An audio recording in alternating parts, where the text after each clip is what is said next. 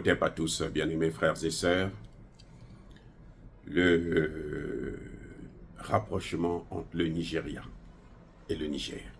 J'allais plutôt dire la collaboration entre le Nigeria et le Niger. Cela fait peur à l'Occident parce que le Niger risque d'attirer le Nigeria au sein de l'AES et ce serait une bonne chose pour nous. Nous allons vers l'adhésion du Nigeria à l'AES. Pourquoi je dis ça? Eh bien, les deux armées collaborent. L'armée du Niger et l'armée du Nigeria. Et le premier pas a été fait par l'armée du Nigeria, qui est à bout de souffle dans la guerre contre le terrorisme, qui a été injecté dans le Nigeria par les puissances occidentales. Le Boko Haram n'est pas tombé du ciel. Ce sont les Occidentaux qui ont amené ça pour freiner le développement du Nigeria. C'est pour ça que vous voyez que le Nigeria est toujours en retard. Le Nigeria est en retard. Parce que Boko Haram, ce sont eux qui sont en train de mener cette guerre contre le Nigeria. C'est ce que les différents dirigeants du Nigeria n'avaient jamais compris. Les emails de Hillary et Donald Trump l'a bien précisé que c'est Barack Obama et Hillary qui ont créé Al-Qaïda et l'État islamique. Ce sont eux qui l'ont soutenu. C'est pour ça qu'ils ont prospéré aujourd'hui en Afrique. Ça, c'est Donald Trump qui fait la déclaration, c'est pas moi. Ne m'accusez pas, je vous en prie. Alors, qu'est-ce qui se passe? Mais c'est que le Nigeria, c'est que c'est une épine pour son développement là. Vous avez vu comment ils veulent saboter Dangote? Ce n'est pas une affaire du Nigeria, c'est l'affaire des Occidentaux. Et Bola Tinubu avait commis une grave erreur de s'asseoir à côté de la France pour vouloir attaquer le Niger. Pourquoi je dis ça?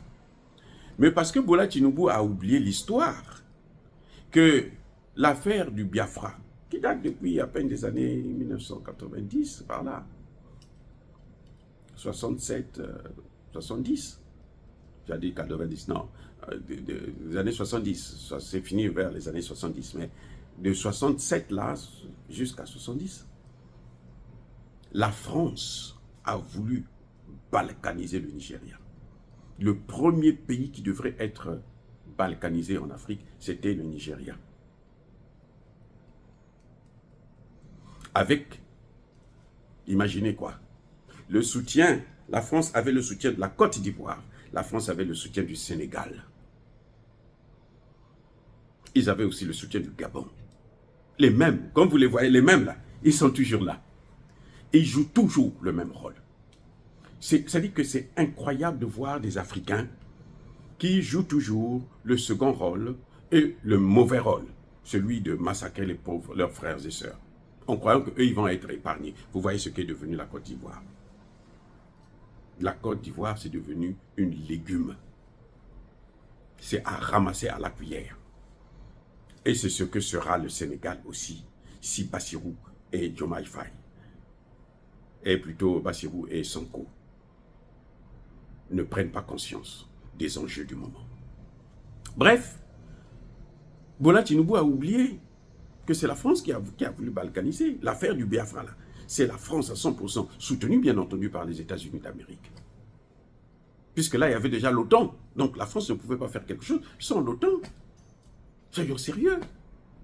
Mais quand un président, mais quand vous prenez le pouvoir là, mais la première des choses, c'est regarder un peu votre parcours. Où est-ce que vous êtes passé?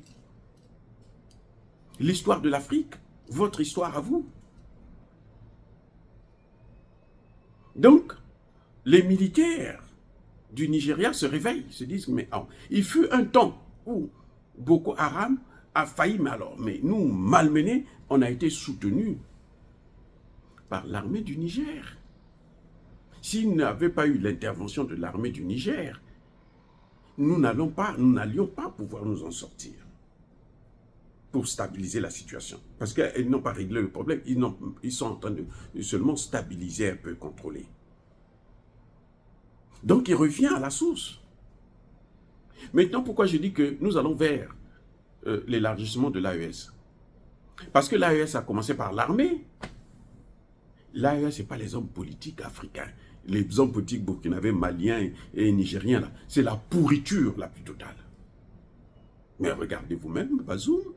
Regardez ce que... Il y a des gens, des hommes politiques là, qui sont en train de demander qu'on organise les élections au Mali. Vous savez, si vous n'êtes pas fou, vous ne pouvez pas faire une telle chose. Demandez à ce que le Mali puisse organiser des élections. Ou demandez à ce que le Burkina Faso puisse organiser des élections. Les hommes politiques. Eux, ce n'est pas ça, les morts. Non, ce n'est pas ça qui compte pour eux. Eux, ce qui compte pour eux, c'est qu'ils soient au pouvoir, qu'ils mangent, et on leur déroule le tapis rouge, et qu'ils fassent tous les jours des voyages en France et aux États-Unis. Ce sont les militaires qui ont pensé à mettre en place l'AES. D'ailleurs, même la CEDEAO, c'était des militaires.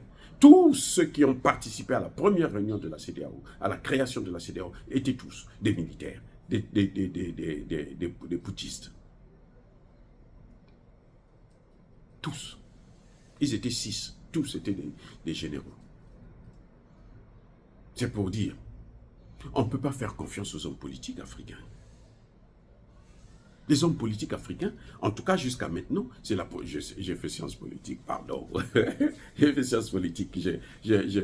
Mais moi, je ne ferai pas comme ils le font. Parce que eux déjà, ce n'est pas des politistes. C'est des politiciens. Moi, je ne suis pas politicien. Je peux être politicien, mais je ne suis pas politicien. Même si je suis politicien aujourd'hui, je ferai autrement. Ce que je peux être demain, c'est ce que vous entendez quand je parle aujourd'hui dans mes vidéos. Si je suis politicien, si je veux faire la politique. Parce que le politicien, c'est celui qui fait la politique. Le politologue, c'est celui qui parle de la politique. Le politiste, c'est celui qui a... Politiste, là, c'est celui qui a étudié la science politique. Donc, je peux faire les trois à la fois. Mais il y en a qui ne peuvent pas faire les trois à la fois. Ils peuvent être politiciens, ils peuvent être politologues, mais pas politistes parce qu'ils n'ont pas étudié la science politique. Bref. Écoutez, nous allons vers l'élargissement. Je ne souhaite pas que ça soit automatique. Je préfère que l'AES puisse aller rapidement, les trois pays-là, puissent consolider, mettre en place tous les textes, changer leur monnaie, de telle sorte que ceux qui viennent, ils adhèrent directement. Au lieu que ça soit, on construit avec les autres. Non, sinon on va le Nigeria avec les Tinubu là, on va leur donner de l'argent et tout machin pour venir infiltrer le mouvement et freiner le mouvement. Donc les trois doivent avoir, ils peuvent avoir des observateurs comme ils le font avec le Tchad, avec le Togo, et puis avec maintenant, probablement avec le Nigeria.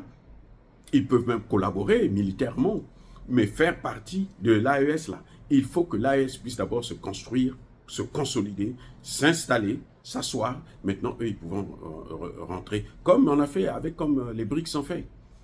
On ne peut pas construire avec des nouveaux qui font que venir rentrer. Non. Sinon, si quelqu'un rentre avec des mauvaises intentions, il va freiner tout. Voilà. Vous devrez d'abord avoir des textes. Vous avez tout fait. Vous avez, les BRICS ont d'abord eu leur banque d'investissement. Comme le FMI, la Banque mondiale. Maintenant, les gens peuvent rentrer. Ils adhèrent à ça.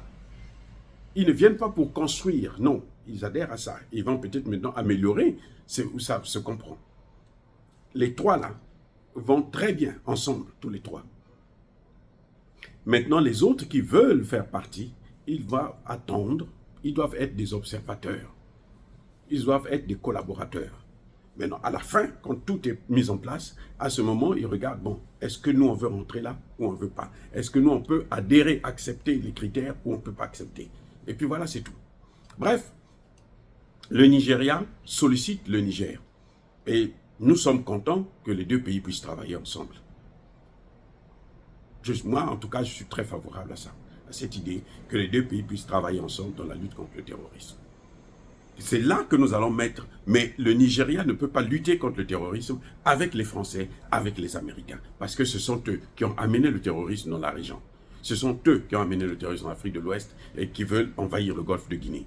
Donc, si ils veulent collaborer, il faut qu'ils sachent quels sont leurs partenaires. Ce qui est avantageux, c'est que le ministre des Affaires étrangères du Nigeria était déjà parti en Russie et il avait fait une déclaration, nous n'avons pas de problème avec la Russie. Et personne ne peut nous imposer avec qui nous devrons coopérer. Donc ça, c'était très bien. Donc, s'ils ont le même partenaire dans la lutte contre le terrorisme, pas un partenaire qui a participé à la création du terrorisme en Afrique, eh ben, je crois que c'est une bonne chose, c'est une aubaine, c'est une opportunité. Et nous saluons donc cette initiative du chef d'état-major de l'armée du Nigeria et le chef d'état-major de l'armée du Niger qui a bien reçu son homologue et avec lequel ils ont collaboré vraiment pacifiquement et fraternellement. Et je crois, j'espère qu'ils vont continuer à collaborer ensemble pour lutter tous, parce que nous souffrons d'un même fléau. Et c'est ce fléau-là qui est destiné à nous freiner dans le développement. Dire cela, c'est inciter à la haine ou à la violence. Non, Yabakul Hervé, Yamalem. Encore une fois de plus, bien-aimés frères et sœurs, soyez bénis, soyez abondamment bénis par le Dieu des Kémites et par nos ancêtres évangélisés. Mais que tous ceux qui persécutent le continent africain le pillent et le déstabilisent, qu'ils soient noirs, blancs, chinois, arabes, juifs, indiens ou qui qu'ils soient punis, maudits, foudroyés, neutralisés, écrasés, effacés par le Dieu des Kémites et par nos ancêtres évangélisés. Vive l'Afrique éternelle, j'ai dit et j'assume.